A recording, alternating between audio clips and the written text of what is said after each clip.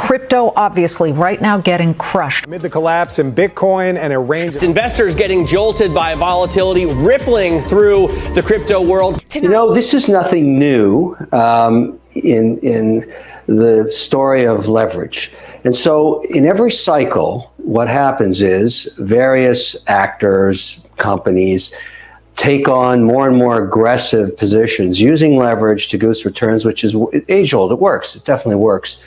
Now, what you're going to find in this situation is many crypto operators, particularly lending platforms, have never operated it with such volatility before. So they were in the slow growth from Bitcoin, you know, almost a decade ago, from $800 all the way to $60,000. And all along the way, some of them became really aggressive in using leverage, which is the traditional hedge fund model.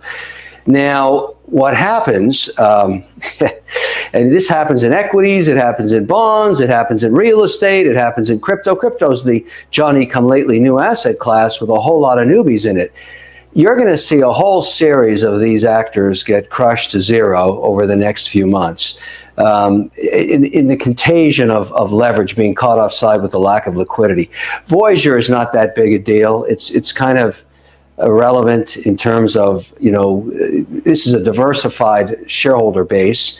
It's not FDIC insured in any way, so it's not putting any stress on the government systems in any way. All the shareholders should consider themselves educated, no different than when you go to Las Vegas, put it all on black, and it's red, you lose. And that's exactly what's happened here. But the great news about this and why this is so good for the market and how this helps the crypto market is it educates the business models that aren't going to work. So it's like taking a big spatula from the sky and scraping all the crap out of the market. And it's going to happen very, very quickly. So anything that was built on, you know, a business model that is not going to work or can't sustain volatility is going to be gone. And it's a good thing. It's a wonderful thing. It's going to leave the industry much stronger. Yes, we must mourn the investors that got wiped out to zero, but even they are better off in the sense that they've been educated. You own crypto without leverage, and you understand your counterparty risk. Don't worry, by the time all the litigation is over from all these bankruptcies, you'll know everything about everybody. Lawyers are really good at doing that, and there'll be tons of class action, if not just straight on litigation, to go after any assets they can get. And that is sort of, you know, when a fish dies in the ocean, it goes to the bottom, and that protein is reprocessed by slugs. And I'm not saying lawyers are slugs. They have more than single cell proteins, but they know how to get the last drop of any value there, and they're going to get it. It's going to take 5 to 7 years, but all of this is good. So when I hold crypto, and I know it's very volatile, I have zero leverage in any of my positions because I know tomorrow morning I could wake up down 38% in any token, any coin, any project. And really, that's exactly what's happened. So, you know, but if you put on leverage, you learn the very, very important lesson. You go to zero. People think that crypto, the entire sector, is going to get regulated all at once. That's not going to happen.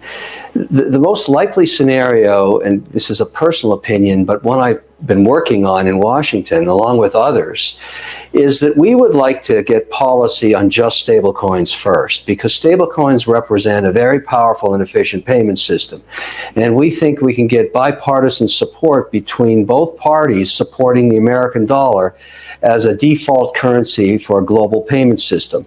It's not going to be the Chinese yuan, it's not going to be the Swiss franc, it's not going to be the euro, it's not going to be the British pound. And the reason it would fall and default to the US dollar would be that is the currency used to denominate most commodities. And so the challenge you have right now, and why there's so much pressure to solve this, is it's very inefficient to transfer US dollars over to Geneva, then put it into Swiss francs, and then buy Swiss Nestle stock or whatever it is you want to do over there. It's really slow, very inefficient, very costly, not transparent, and not easy to audit. And so all of that problem goes away with a stablecoin.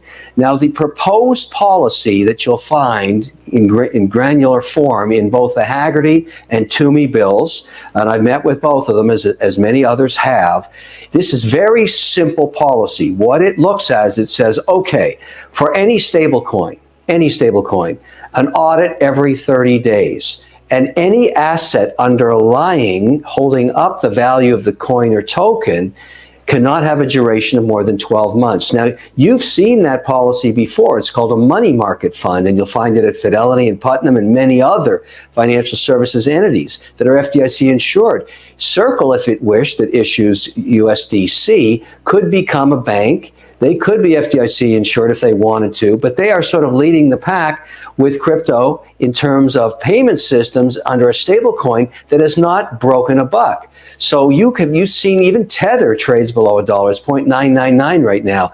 And so when you break a buck, you lose a lot of confidence. So what I'd like to see happen here is that we regulate stablecoins first because of their utilitarian value within the crypto universe, and that get done in this calendar year. And the reason that might happen is Toomey is retiring, and he is a driving force, as you know, on the Hill, and is really behind this momentum and this bill, and has lots of support from both sides of the aisle. So I think that's good.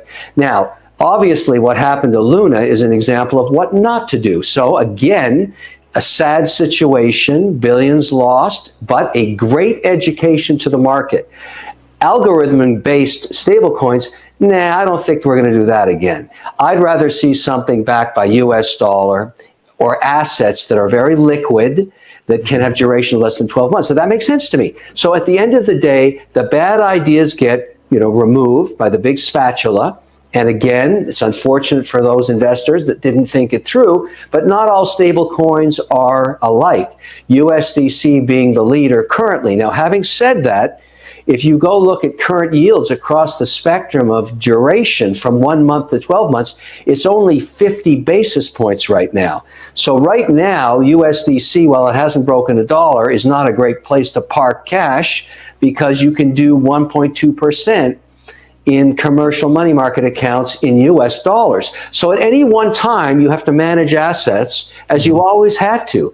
I think USDC, when things stabilize and there's more demand for it, will probably have rates 300 basis points higher than 1%, but you just don't know. And when you were putting out loans on USDC platform, it would have been best to ladder them from 1 month to 12, so you'd still be accruing 3 to 4%. But everybody's learning. That's my whole point. That was a long dissertation about what I think is going to happen in stable coins. But if you're going to be in a stable coin, it's only a personal opinion, USDC is the one that has not broken a buck recently.